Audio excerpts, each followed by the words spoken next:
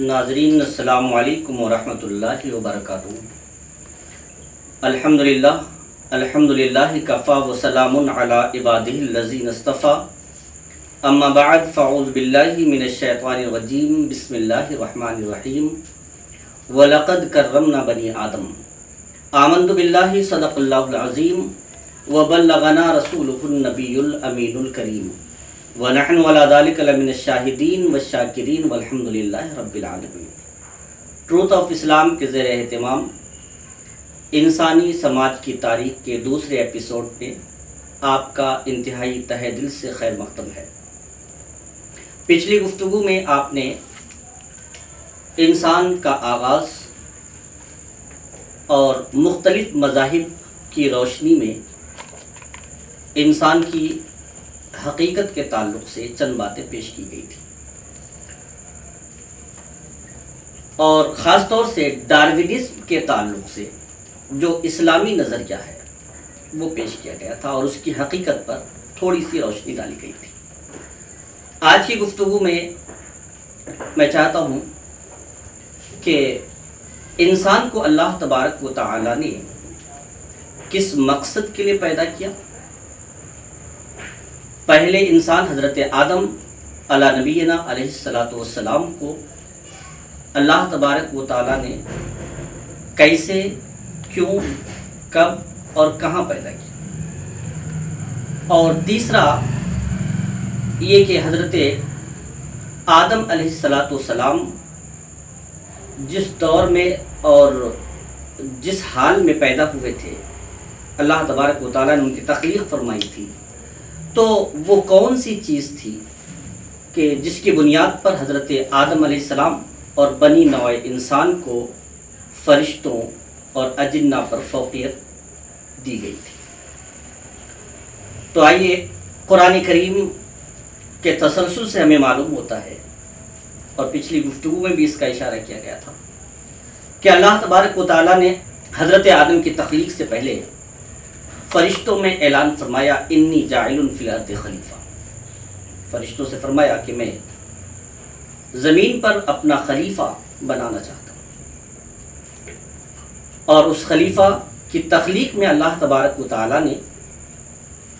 مٹی کو اختیار فرمایا۔ اس مخلوق کی خمیر اللہ تبارک و تعالیٰ نے مٹی سے تیار فرمائی۔ تو جب فرشتوں کو یہ علم ہوا کہ ایک ایسی مخلوق تیار کی جا رہی ہے کہ جس کو زمین کی خلافت بھی دی جائے گی، اللہ اپنی نیابت بھی سپرد کرے گا، لیکن اس کا حال یہ ہے کہ وہ مٹی سے بنائی جائے گی،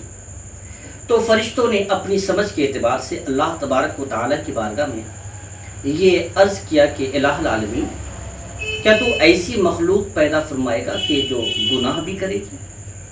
اور ایسی مخلوق پیدا فرمائے گا کہ جو نافرمانی بھی کرے گی؟ تو فرشتوں کے کہنے کا مقصد یہ تھا کہ ہم تو ایسے ہیں کہ ہم نے کبھی نافرمانی نہیں کی، ہم نے کبھی گناہ نہیں کیا، تو اگر خلافت ارضی کسی کو سونپا جائے تو ان کا عریضہ یہ تھا کہ ہم فرشتوں کو سونپا جائے۔ اللہ تبارک و تعالیٰ نے ان کی یہ بات سنی اور ارشاد فرمایا کہ فرشتوں، جو میں جانتا ہوں تم نہیں جانتے۔ دراصل اللہ تبارک و تعالی حضرت آدم علی نبینا علیہ الصلاۃ والسلام کی عظمت کو آشکارا فرمانا چاہ رہے تھے، اور وہ عظمت کیا تھی تو ذرا دیکھیے۔ اور آج کے دور میں خاص کر اس ایپیسوڈ کے ذریعے سے میں اپنی قوم کو اور بالخصوص قوم کے نوجوانوں کو بیدار کرنا چاہتا ہوں کہ حضرت آدم علی نبینا علیہ الصلاۃ والسلام کی تخلیق کا فیصلہ اللہ تبارک و تعالیٰ نے فرمایا۔ فرشتوں نے اس پر جو اپنا عریضہ پیش کیا، اللہ تبارک و تعالیٰ نے فرمایا کہ تم وہ نہیں جانتے جو میں جانتا ہوں۔ فرشتے خاموش ہو گئے۔ پھر اللہ تبارک و تعالیٰ نے حضرت آدم علیہ السلام کی تخلیق فرمائی، اور تخلیق فرمانے کے بعد فرشتوں سے فرمایا کہ آدم کو سجدہ کرو، تو تمام فرشتے سجدے میں چلے گئے۔ لیکن فرشتوں کے گروہ میں اجنہ کے سردار، شیطان کے سردار ابلیس بھی تھے. تو ابلیس نے سجدہ کرنے سے انکار کر دیا. اللہ تبارک و تعالی غضبناک ہوا اور ابلیس کو راندہ بارگاہ کر دیا. پھر وہ سوال جو فرشتوں نے اللہ تبارک و تعالیٰ سے کیا تھا کہ ہم رات و دن عبادت کرتے ہیں، ہم میں سے کوئی رکوع کی حالت میں سینکڑوں سال سے، کوئی سجدے کی حالت میں ہے، لیکن ہمیں نیابت اور خلافت کے لیے منتخب نہیں کیا گیا، اور ایک خاکی انسان کو خلافت دینے کی وجہ کیا ہے؟ تو اللہ تبارک و تعالیٰ نے ان فرشتوں کو مطمئن کرنے کے لیے حضرت آدم علیہ السلام کو ایک طرف اور تمام فرشتوں کو ایک طرف اکٹھا کیا، اور اکٹھا کرنے کے بعد اللہ تبارک و تعالیٰ نے فرشتوں سے پوچھا کہ ان چیزوں کے نام بتاؤ. دراصل معاملہ یہ تھا کہ اللہ تبارک و تعالیٰ نے حضرت آدم علیہ السلام کو اشیاء کے نام بتا دیے تھے. دنیا میں جو چیزیں، دنیا میں جو مخلوقات، دنیا میں جو اللہ تبارک و تعالیٰ نے مخلوقات پیدا فرمائی تھی، ان تمام چیزوں کے نام بتا دیے تھے. اور وہ کتنے تھے، کیسے تھے، تو یہ اللہ جانتا. حضرت آدم علیہ السلام فرشتوں سے اللہ تبارک و تعالیٰ نے پوچھا کہ ان چیزوں کے نام بتاؤ. تو فرشتوں کو معلوم نہیں تھا، تو انہوں نے معذرت کی، الہ العالمین ہمیں نہیں معلوم. پھر اللہ تبارک و تعالیٰ نے حضرت آدم علیہ السلام سے پوچھا کہ ان چیزوں کے نام بتاؤ.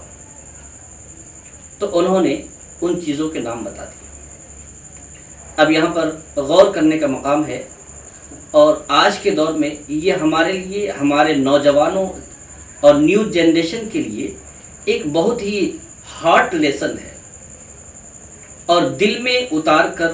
ذہن و فکر کے دریچے میں اس کو بہت ہی اہمیت کے ساتھ بٹھانے کی ضرورت ہے. کہ دیکھیے کہ حضرت آدم علیہ السلام نے سب چیزوں کے نام بتا دیے، اور جب انہوں نے ساری چیزوں کے نام بتا دیے تو اب کچھ کہنے کی ضرورت پیش نہیں آئی، بلکہ خود فرشتوں نے یہ اقرار کیا، اعتراف کیا، الہ العالمین تو نے جو فیصلہ کیا تھا وہ بالکل برحق تھا.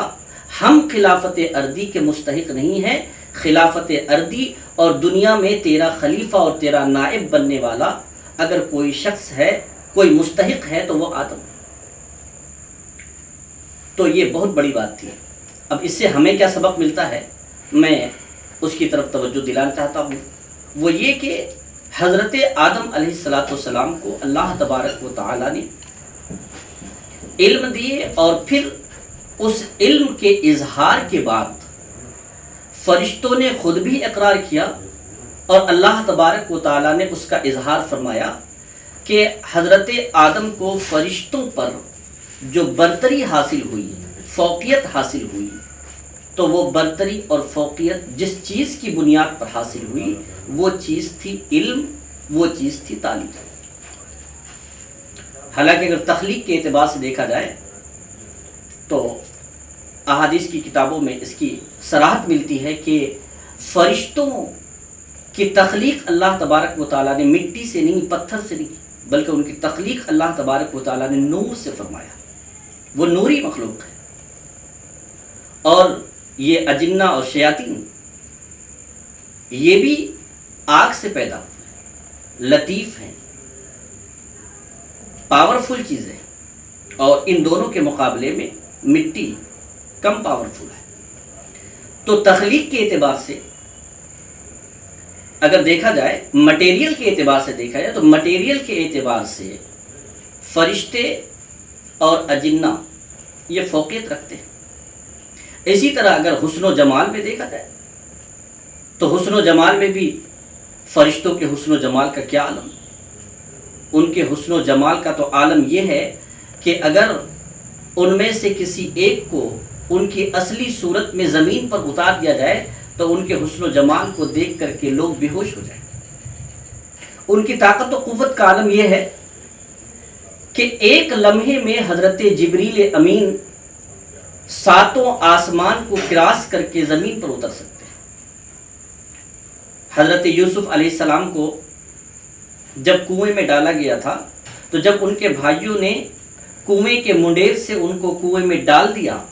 تب اللہ تبارک و تعالیٰ نے حضرت جبریل امین کو حکم دیا کہ یوسف کو بچا لو۔ جبریل امین جو سدرہ پر تھے، حکم الہی پاتے ہی وہاں سے روانہ ہوتے ہیں اور ان کے تہ تک جانے سے پہلے ہی بیچ کنویں میں ان کو روک دیتے ہیں۔ تو یہ تو ان کی طاقت و قوت اور رفتار کا عالم ہے۔ تو تخلیق کے اعتبار سے، مٹیریل کے اعتبار سے، مادے کے اعتبار سے فرشتے اور اجنہ فوقیت رکھتے ہیں، لیکن اس دنیا میں نیابت کے لیے، خلافت کے لیے، حکومت کے لیے، سرپرستی کے لیے، اشرفیت کے لیے اللہ تبارک و تعالیٰ نے انسان کو منتخب فرمایا، اور انسان کو انسان کی جس خوبی کی وجہ سے منتخب فرمایا وہ خوبی ہے علم، وہ خوبی ہے نالج، وہ خوبی ہے سائنس۔ یہاں پر ایک بات میں اپنے نوجوانوں سے یہ بھی گزارش کرنا چاہوں گا کہ آج ہمارے حالات یہ ہیں کہ ہمارے نوجوانوں میں علم کی طلب، علم کا شوق اور علم کی اہمیت بہت کم ہو گئی۔ ہم نے علم کو ایک سیکنڈری چیز کا درجہ دے رکھا ہے، حالانکہ آپ نے دیکھا کہ ہم سب کے باپ حضرت آدم علیہ السلام جس بنیاد پر فرشتوں کے بیچ میں فوقیت پائے وہ چیز تھی علم۔ اور یہ بھی کہ آج کمپٹیشن کا دور ہے، پرتیوگتا کا دور ہے، اور یہاں پر آپ دیکھیے کہ حضرت آدم علیہ السلام اور فرشتوں کے بیچ میں اس بات پر کمپیٹ ہو رہا تھا، مقابلہ ہو رہا تھا ایک طرح سے، کہ فرشتے اپنی اہمیت اور اپنی خصوصیات کا ذکر کر رہے تھے اور دوسری طرف حضرت آدم علیہ السلام تھے۔ تو حالانکہ فرشتوں کے مقابلے میں ان کی عمر کم تھی، لیکن جب انسان صاحب علم ہو تو ایسے وقت میں نہ عمر دیکھی جاتی ہے، نہ طاقت دیکھی جاتی ہے، نہ حسن و جمال دیکھا جاتا ہے۔ چاہے انسان کالا کلوٹا ہو، چاہے عمر میں بہت چھوٹا ہو، لیکن صاحب علم ہے تو وہ فوقیت پا سکتا ہے۔ اور اللہ تبارک و تعالیٰ نے فرشتوں اور حضرت آدم کے درمیان کمپٹیشن رکھ کر کے یہ بتا دیا کہ بنی نوع انسان کے لیے، آدم کی اولاد کے لیے ہر دور میں کمپٹیشن رہے گا، پرتیوگتا رہے گی۔ اگر تم کامیابی چاہتے ہو تو تمہارے لیے جو کنجی ہے، کی ہے، وہ ہے علم۔ تو علم کے ذریعے سے ہر دور میں تم کامیابی پا سکتے ہو اور ہر دور میں بلندی پا سکتے ہو، جس طرح کہ تمہارے باپ جنت میں فرشتوں کے مقابلے میں، جنوں کے مقابلے میں، یہاں تک کہ ابلیس کے مقابلے میں تمہارے باپ کو فوقیت دی گئی، حضرت آدم کو فوقیت دی گئی۔ تو اگر اس علم کے دامن کو تم تھامے رہو گے، اس سے جڑے رہو گے، اس کو اپنی زندگی کا حصہ بناتے رہو گے، تو ہر مقام پہ، ہر موڑ پہ، ہر دور میں تمہیں کامیابی ملتی رہے گی۔ تو اللہ تبارک و تعالیٰ نے انسان کو پیدا کرنے کے ساتھ ساتھ اس دنیا میں خلافت و نیابت کے لیے جس چیز کو معیار بنایا، اسٹینڈرڈ بنایا، اس دنیا کی حکومت کے لیے جس چیز کو معیار بنایا، وہ طاقت نہیں، وہ قوت نہیں، وہ اسلحہ نہیں، بلکہ وہ ہے علم۔ اللہ تبارک و تعالیٰ نے یہ اشارہ دے دیا، اور ہمارے بابا آدم کے کیریکٹر سے ہمیں یہ اشارہ مل گیا کہ حقیقت میں اس دنیا کے اندر نیابت و خلافت اور حکومت و سرداری وہی پائے گا اور اسی قوم کو حاصل ہوگی جو قوم کے اولاد آدم میں علم کی سرداری کرے گی، اور جس قوم کے پاس زیادہ علم ہوگا۔ آپ دیکھیے کہ ایک دور وہ تھا کہ ہم دنیا کے ایک بڑے حصے پر، کبھی کبھی تو ایسا ہوا کہ 3 بر اعظموں پر مسلمانوں کی حکومت رہی۔ شاید انسان کی تاریخ میں اتنی بڑی حکومت، اتنا بڑا سامراج، معلوم تاریخ میں جتنے بڑے بڑے سامراج مسلمانوں نے اس دنیا کے سامنے پیش کی، جتنی بڑی بڑی حکومتیں مسلمانوں نے پیش کی، وہ کوئی قوم پیش نہیں کر سکی۔ اور اس سامراج کے اندر، اس حکومت کے اندر جو سب سے بڑی چیز اور اہم چیز تھی اور سب سے زیادہ جس کو فوکس کیا گیا تو وہ علم تھا، چاہے وہ خلافت عباسیہ ہو، چاہے وہ خلافت امویہ ہو، چاہے وہ خلافت عثمانیہ ہو،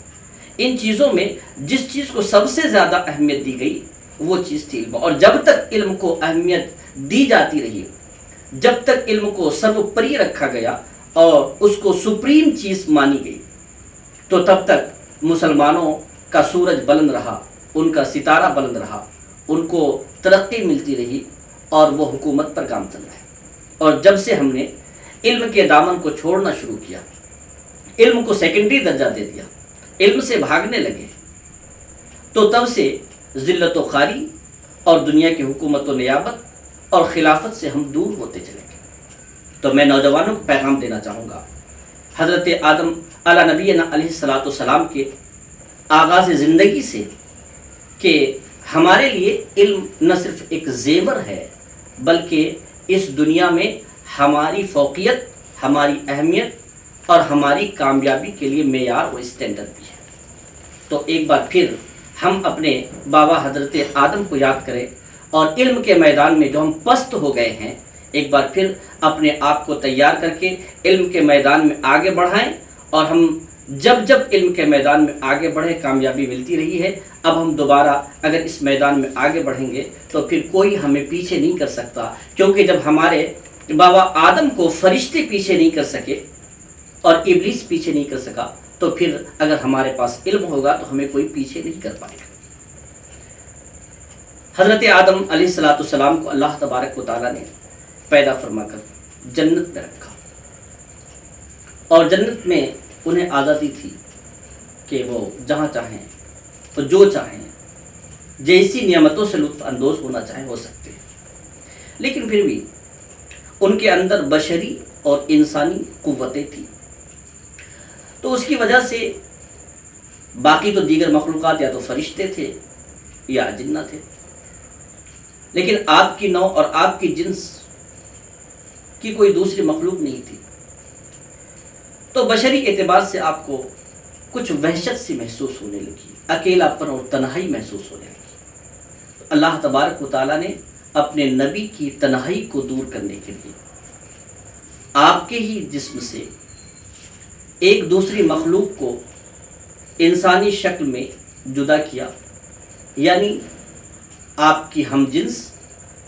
اور آپ کی ہونے والی رفیق حیات کے طور پر اللہ تبارک و تعالیٰ نے حضرت حوا علیہ السلام کو پیدا فرمایا. اب پھر جب حضرت حوا علیہ السلام کی تخلیق ہوئی تو آپ کو ان سے انسیت ہو گئی. اب وہ تنہائی کی کیفیت اور اداسی دور ہو گئی، دونوں جنت پہ رہنے لگے اور پھر جنت کی نعمتوں سے لطف اندوز ہونے لگے. اب یہ اللہ تبارک و تعالیٰ کی حکمت و مشیت ہے کہ اللہ تبارک و تعالیٰ نے پوری جنت میں آپ کو اجازت دے رکھی تھی کہ جو چاہیں استعمال کرے، جہاں چاہیں جائے اور جیسی نعمتوں سے لطف اندوز ہونا چاہے ہوں. لیکن صرف ایک پیڑ تھا کہ جس پیڑ کے قریب بھی جانے سے اللہ تبارک و تعالیٰ نے منع فرمایا تھا. اچھا، ادھر جب ابلیس نے حضرت آدم کو تعظیم کا سجدہ نہیں کیا تو اللہ تبارک و تعالیٰ نے اسے راندے بارگاہ کر دیا. تو اسے تو چاہیے تھا کہ وہ رب کی بارگاہ میں اپنی غلطی کی معافی مانگتا، اللہ تبارک و تعالیٰ سے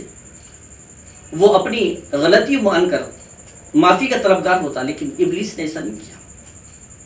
یہ چاہے اس کی سرشت کا اثر ہو، اس کے خمیر کا اثر ہو، اس کی تخلیق میں جو آگ کا جلال ہے اس کا اثر ہو، لیکن اس نے اقرار نہیں کیا کہ مجھ سے غلطی ہو گئی، بلکہ وہ اپنے مردود دعوے پر قائم رہا. اور یہاں تک اس نے کہہ دیا کہ آدم مجھ سے فوقیت پا ہی نہیں سکتا، اس لیے کہ میری تخلیق آگ سے ہے اور ان کی تخلیق مٹی سے ہے. آگ اوپر ہوتی ہے، آگ بلند ہوتی ہے اور مٹی اس کے مقابلے میں پست ہے. تو خیر اس نے مانا نہیں. اللہ تبارک و تعالیٰ نے اسے راندے بارگاہ کر دیا. اللہ تبارک و تعالیٰ نے اسے مردود قرار دے دیا. تو اس نے کہا کہ ٹھیک ہے، مجھے اپنی مردودیت منظور ہے، لیکن صرف میری ایک آخری خواہش ہے، وہ یہ ہے کہ جس آدم کو آپ نے پیدا کیا ہے اس آدم کے ساتھ مجھے رہنے دیا جائے. اللہ تبارک و تعالیٰ نے، کیونکہ وہ بڑا رحیم و کریم بھی ہے، اور اس کی مصلحت اور اس کی مشیت اور اس کے ارادے وہی جانتا ہے۔ ابلیس کے اس درخواست کو اللہ تبارک و تعالی نے منظور فرما لیا اور حضرت آدم کے ساتھ انہیں رہنے کا موقع دیا، اور کھلم کھلا ابلیس نے کہا کہ جس آدم کی وجہ سے میں مردود ہوا ہوں، میں اس آدم اور آدم کی اولاد کو گمراہ کرنے کی کوشش کرتا ہوں۔ تو ایک چیز تو اس نے آدم اور آدم کی اولاد کے ساتھ رہنے کا مطالبہ کیا، اور دوسرا مطالبہ ابلیس نے یہ کیا کہ مجھے اتنی لمبی عمر دی جائے کہ جب تک آدم اور آدم کے اولاد رہیں تب تک میں رہوں، میری اولاد رہے۔ اللہ تبارک و تعالیٰ نے یہ بھی منظور کر لیا۔ اب جنت تھی، حضرت آدم و حوا تھے، اور وہ جنت کے نعمتوں سے لطف اندوز ہو رہے تھے۔ ابلیس ان کے پاس جاتا ہے اور وہ جانتا ہے کہ اس پیڑ سے کھانے کے لیے منع کیا گیا ہے، لیکن چونکہ اس کے اندر وسوسہ ڈالنے کی قوت تھی، اور دوسری طرف حضرت آدم علیہ السلام جو ایک خاکی اور بشر تھے، ان کے اندر خطا و نسیان کی کیفیت تھی۔ تو ابلیس اس درخت کو جس سے اللہ تبارک و تعالیٰ نے منع فرمایا تھا اور بڑی سختی کے ساتھ منع کیا تھا، اور یہ بھی کہہ دیا تھا کہ اگر اس درخت سے کھا لیا تو پھر اللہ کے غضب کا شکار ہوں، لیکن ابلیس نے اس درخت کو اور اس کے پھل کو اس طرح سے پرکشش بنا کر، اور جو کہ اللہ کے نزدیک ایک مردود چیز تھی، معیوب چیز تھی، ابلیس نے اسے اتنا خوبصورت کر کے پیش کر دیا کہ حضرت آدم علیہ السلام تھوڑی دیر کے لیے ان کے ذہن سے یہ ذہول ہو گیا کہ اللہ تبارک و تعالیٰ نے اس پیڑ سے کھانے کے لیے منع کیا۔ ابلیس تو یہاں تک باور کرا دیا کہ اس درخت سے آپ کو کھانے کے لیے منع نہیں کیا گیا ہے، یہ تو درخت ایسا ہے کہ اگر جو شخص اس کے پھل کو کھا لے گا اسے جنت سے کبھی نکالا ہی نہیں جائے گا۔ تو رب کی بارگاہ سے مردود کرنے والا درخت نہیں ہے، بلکہ رب کی بارگاہ میں مقبول کرنے والا درخت۔ حضرت آدم علیہ السلام اس کی بات مانے اور درخت سے پھل کھا لیا، اور ساتھ میں حضرت حوا نے بھی کھایا۔ اور جو ہی یہ واقعہ پیش آیا، فوراً اللہ تبارک و تعالیٰ کا جو عہد تھا، اس عہد کے مطابق حضرت آدم علیہ السلام کو جو لباس، جنتی لباس دیا گیا تھا، وہ جنتی لباس اتار دیا گیا۔ اب وہ دونوں کے دونوں عریاں ہو گئے، اور جب عریاں ہوئے تو اپنے ستر کو چھپانے کے لیے وہ جنت کے درخت کے پتوں کو لپیٹنے لگے۔ یہیں سے انسان کی تہذیب اور انسان کے کلچر میں ستر چھپانے کا مزاج انسان کو، اور جب یہ سلسلہ وہاں سے چلا تو آج بھی وہ سلسلہ جاری ہے، اور ہر وہ انسان کہ جس کے اندر انسانیت ہے تو وہ عریاں رہنا، ننگا رہنا، اپنے ستر کو کھلا رکھنا پسند نہیں کرتا، عیب سمجھتا ہے، برا لگتا ہے، عجیب سا لگتا ہے۔ تو اس تہذیب کا، اس کلچر کا آغاز بھی حضرت آدم علیہ السلام نے جنت سے کیا تھا، کہ انہوں نے اضطراری کیفیت میں دونوں درخت کے پتے ڈھونڈنے لگے اپنے ستر کو چھپانے کے لیے۔ اللہ تبارک و تعالیٰ نے ان سے فرمایا کہ تمہیں درخت سے کھانے کے لیے منع کیا گیا تھا اور تم نے کھا لیا۔ انہوں نے رب کی بارگاہ میں معافی طلب کی، الہ العالمین ہم سے غلطی ہو گئی، واقعی تو نے منع کیا تھا، لیکن ہمیں نہیں کھانا چاہیے، لیکن ہم نے کھا لیا۔ یہاں پر ایک بات اور ایک نقطہ قابل ذکر ہے، اور وہ یہ ہے کہ یہی کام، یعنی رب کی نافرمانی ابلیس نے بھی کی تھی، اور رب کے کہے کا خلاف حضرت آدم نے بھی کیا۔ لیکن دیکھیے، فطرت کا فرق ہوتا ہے، جبلت اور سرشت کا فرق ہوتا ہے۔ غلطی شیطان نے کی، رب نے اس پہ تنبیہ کی تو وہ اکڑ گیا۔ اپنی غلطی کو اس نے ایکسپٹ نہیں کیا، مانا نہیں، اپنی غلطی پر اکڑ گیا، اور اکڑ گیا تو مردود ہو گیا۔ لیکن اسی طرح حضرت آدم علیہ السلام سے بھی نسیان ہوا، اور جو ہی وہ اس پر آگاہ ہوئے فوراً انہوں نے رب کی بارگاہ میں معافی طلب کی، اور جب معافی طلب کی تو اللہ تبارک و تعالیٰ نے انہیں بڑی عزت عطا فرمائی۔ آپ کہیں گے عزت کیا عطا فرمائی؟ کیونکہ اللہ تبارک و تعالیٰ نے انہیں جنت سے نکال دیا، بے شک جنت سے نکال اللہ تبارک و تعالیٰ، لیکن جنت سے نکال کر اللہ تبارک و تعالیٰ نے حضرت آدم علیہ السلام کی عظمت کو، ان کے مرتبے کو کم نہیں کیا، بلکہ جنت میں رہتے ہوئے جو عظمت حضرت آدم علیہ السلام کو حاصل تھی اور حاصل ہوتی، اس سے کہیں زیادہ عظمت اللہ تبارک و تعالیٰ نے حضرت آدم کو اس دنیا میں بھیج کر، اس دنیا میں اتار کر انہیں عطا فرمائی۔ انہیں تو یہ عظمت حاصل ہے کہ وہ ہر نبی کے باپ ہے، ہر رسول کے باپ ہے، دنیا کے تمام انسانوں کے باپ ہے، وہ سب سے پہلے رسول ہے، سب سے پہلے دنیا میں پہلے نبی ہیں۔ اور اس کے علاوہ اچھا یہاں پر ایک بات میں کلیئر کر دوں کہ دنیاوی اعتبار سے حضرت آدم علیہ السلام سب سے پہلے نبی اور پہلے رسول ہیں، لیکن حقیقی اعتبار سے اہل سنت والجماعت کے مطابق ہمارے نبی سب سے پہلے رسول اور پہلے نبی۔ خیر، تو حضرت آدم علیہ السلام کو اللہ تبارک و تعالیٰ نے سینکڑوں عظمتیں عطا فرمائی، خلافت عطا فرمائی، نبوت عطا فرمائی، نیابت عطا فرمائی، اور ابو البشریت کا تمغہ عطا فرمایا، اور نہ جانے کتنے خطاب عطا فرمائے۔ تو غلطی کو اگر ایکسپٹ کر لے، غلطی ہونے کے بعد غلطی پہ قائم رہنا یہ برا ہوتا ہے، لیکن غلطی ہونے کے بعد غلطی کو مان لینا اور پھر اس غلطی کی اگر معافی مانگ لے، تو ایسے وقت میں اللہ تبارک و تعالیٰ کا قانون یہ ہے کہ اس آدمی کو اللہ تبارک و تعالیٰ پہلے سے بھی زیادہ عزت عطا فرمائے۔ تو یہ بھی ایک سبق حضرت آدم علیہ السلام کی زندگی میں ہمارے لیے پوشیدہ ہے کہ جب بھی کبھی کسی بھی طریقے کی کوئی غلطی ہو جائے تو اس غلطی کو مان کر جس سے غلطی ہوئی تو اس سے معافی مانگ لی جائے۔ یہ ہمارے باپ حضرت آدم کا طریقہ ہے اور یہ فائدہ مند ہے۔ تو حضرت آدم علیہ السلام نے جب رب کی بارگاہ میں معافی طلب کی تو اللہ تبارک و تعالیٰ نے انہیں معاف کر دیا، لیکن فرمایا کہ قانون ہے کہ جو اس درخت سے کھائے گا وہ جنت میں نہیں رہے گا، اس لیے آپ کی عظمت، آپ کی عزت، آپ کا وقار سب بحال کر دیا جاتا ہے، لیکن اب آپ جنت میں نہیں بلکہ آپ روئے زمین پر اتارے گئے۔ پھر اللہ تبارک و تعالیٰ نے حضرت آدم علیہ السلام کو اس روئے زمین پر اتار دیا، اور وہ ابو البشر حضرت آدم علیہ السلام دنیا کے سب سے پہلے انسان اور تمام انسانوں کے باپ کی شکل میں تاریخ کا ایک حصہ اور قیامت تک کے انسانوں کے لیے سب سے جد اعلیٰ کی صورت میں ہماری تاریخ میں ہمارے لیے معزز بھی ہیں، مکرم بھی ہیں، مشرف بھی ہیں، اور ہمیں فخر ہے کہ ہم آدم کے اولاد ہیں۔